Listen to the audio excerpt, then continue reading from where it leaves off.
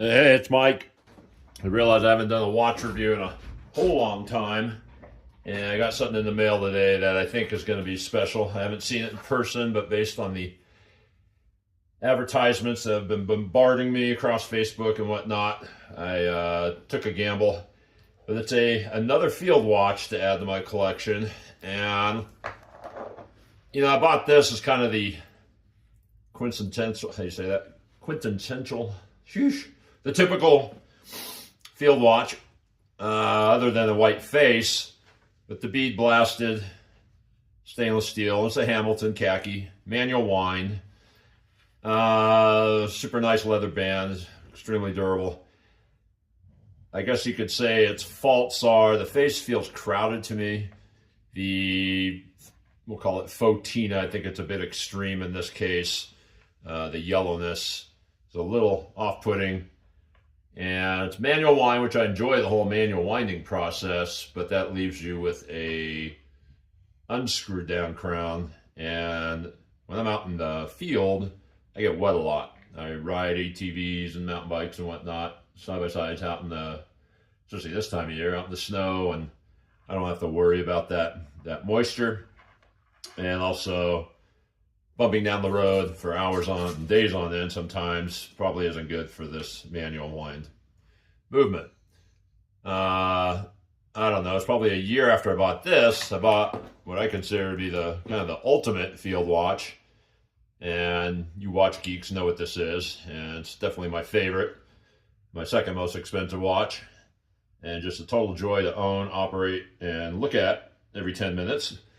But I don't want to bump this down the trail either. So I wanted a quartz watch, but I wanted it to be solar. I have enough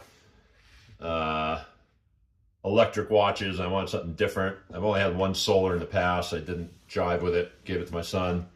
So let's see what I picked up. Obviously, I've not seen this in person. This is a real unboxing video. So many of those videos, for some reason, the box is already open. And I heard there's a pretty unique box involved in this thing. Guess I gotta sharpen my carbon Frankie. Well, this looks just like how I package up green glides, if you guys know what that means. Ah, looky there. So I don't want to call it the company that makes it, but the company that sells it is called Big Eye Design. I don't know if you can see that. And they sell other kind of outdoorsy, survivalist kind of stuff. And they contracted with a company called Rise or RZE watches, and they make pocket knives and pens that kill zombies and backpacks and, all kinds of, again, survivalist type of stuff. And, ooh, nice and stiff. This is a, what's that, Chicago, Horween. This is my first Horween strap.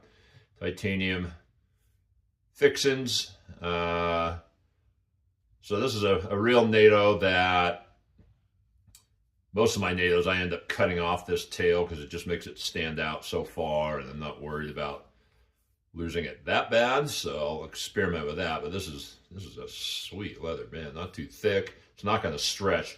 So many leather straps I have stretch out, and it just looks like you know what. So that's all titanium. There's a little tiny logo, TI. They make a bigger deal out of the name of this watch than the brand. So well, there's the eye, big idea, from what I've seen on the website. That's the only thing on the watch. It's really visible. If the big idea eye is on the crown. Nice packaging. Wow, cool. Another sticker to stick on my ATV, Yamaha Grizzly. Yeah, nice job on this thing. See that? It's beautiful. Wood box. This is like a kickstand, like you'd see on your cell phone. Crazy. Quite some packaging. So, what was I saying? I don't know. I don't edit these videos, so you get my thoughts. Hey! That is a striking timepiece. It's a I generally try and stay under 40. 40 to me, a lot of times you end up with so much open face it looks odd, but this watch has so much going on. Let's see if you can see all that. There's, you know, it's raised indices. That sweet little logo there. It's unique in that the case there, drilled lugs, case is all angular. It's very Robbie the Robot. Nice big hefty crown. I always like to see how big the threaded stem is. So many of them are so wimpy. And I'm going to say that's a little on the wimpy side. If you saw the threaded stem on this Ranger there, it's almost as big as a crown. It's very beefy. But the cool thing about this is being that it's solar, it's already ticking.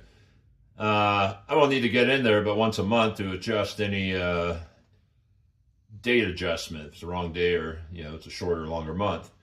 So, you know, I'm not that anal about having it down to the very second, so I'll set it to the very second now, and then a month from now I'll see where I'm at. But I do love a single layer Neightoe, but as I said, I'm probably going to cut off that extra tongue. Tail, whatever you want to call it. Sheesh, that thing's pretty. So let's see how the action feels. Pull it out. I'm not going to do any adjusting there. It feels nice and smooth. Hack stopping, as you can see. Put that back in. See how easily that aligns. Very smooth. It's, you know, definitely got a quartz delayed step-by-step tick there, but double dome sapphire, which I love because it minimizes reflection. Flat, single dome, the reflection can be just blinding, but with a double dome, it you can always see the time. Yeah, my 58-year-old eyes can see the day and date, which is unique. I don't think I've ever had a watch that does that, or currently have one. Nothing too fancy on the back. This, if I didn't mention it, obviously it's called the TI because it's titanium. That's the element symbol, we'll call it. And these little Epson, it's an Epson, like an Epson printer movement in there. And, you know, you can buy those for $39 off of eBay, or your watch repair guy can get it to you. But this thing should take a licking and keep on ticking. I love it, man. Not in your face. I'll go 100 years knowing I'll ever say anything about this thing, as it just doesn't say, hey, look at me. I like the minimal text on there. It doesn't have the big logo, which is cool. Very humble about it. Got the little eye there. And then something, see that little thing there? Looks like an egg. I don't know if that's focusing, but that is your egg timer. You know, people say they use diver bezels, you know, to set it for whether they got 45 minutes of air in their tank. They will set the time to match the minute hand, so they know when it hits 45. Or often people will say, oh, well, I set it for my parking meter. If I put, you know, 15 cents or 15 minutes worth of quarters in there, or I'm boiling an egg, or whatever, some timed event where they're going to get distracted and they'll remember it's at. So this is there's supposed to be a rotating bezel. Ooh, that's tight, which is kind of cool. Very tight. That's based on one or two reviews I saw. Holy moly. There's nothing to grab, so ruh-roh. That is a concern. That thing is not turning. Wow. I'm gonna need to, jeez, barely turns. I wonder if there's a secret to that. Well, I'm gonna get on the phone. As I said, I saw there's a couple reviews on their website, and it said it was too loose, so maybe they overcompensated. But that's ridiculous. It'd take me 10 weeks to get that thing in the 360. So I will follow up this review and let you know what they said. In the meantime, I'm going to fiddle around with it, and I'll get back to you. All right, thank you. Okay, well, it's been so darn cold, and this thing was sitting in the mailbox for quite some time. So I took my heat gun and warmed it up a little bit, and it started to move. And then I put a little bit of a bicycle dry lube for your chain under the what you can see the sides of a rubber gasket in there. Worked it in, and now it's moving as it does in the few other videos that I've seen out there, including the manufacturers. So what I really like is the green minute hand. I kind of got to think for green, and the green strap. But if you'll notice, that tongue barely hangs out on a 7 1/4 wrist. And I did cut off the tail. Otherwise, it would have added more room, and that the end there would have never made it underneath that second ring or tang or whatever you call those.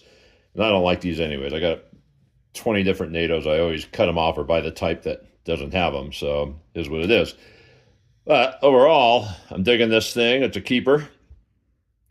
Very subtle, yet a lot of interesting little things going on there on the face. Let me show you the loom. Hold on.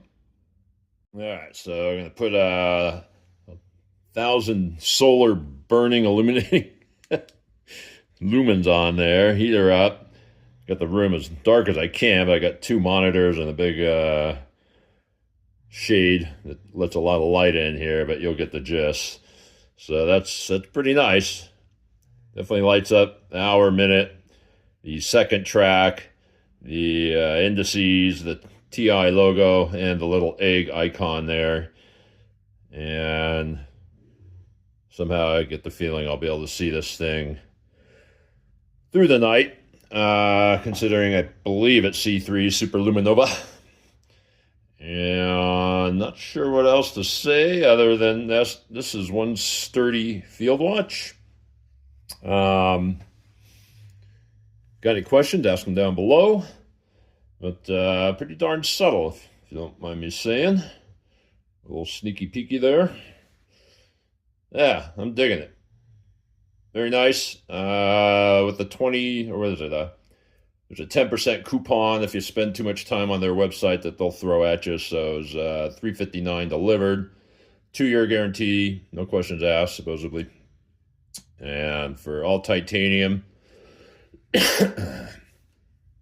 field watch with all these features, you can't really go wrong, especially considering that the solar thing, which for all you zombie apocalypse type guys that want the watch that's going to last the longest before the maggots get you, I don't think you can do a better choice unless you plan on spending time underwater. Then you can get a Veer solar or a couple other options out there, but I thought this thing was super cool and very versatile. Okie dokes. See you in the next watch.